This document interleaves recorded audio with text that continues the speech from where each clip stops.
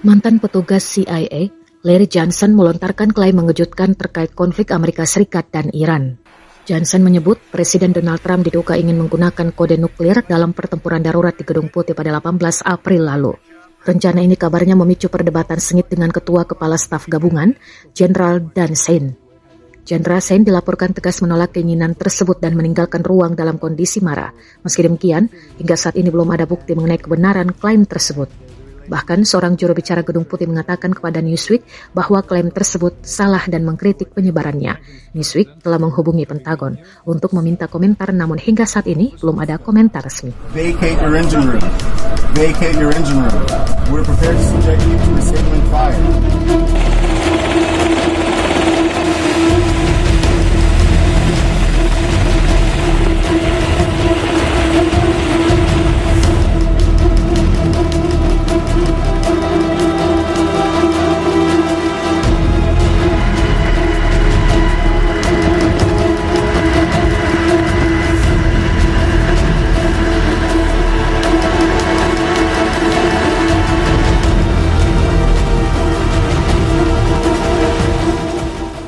Download Tribun X sekarang, menghadirkan lokal menjadi Indonesia.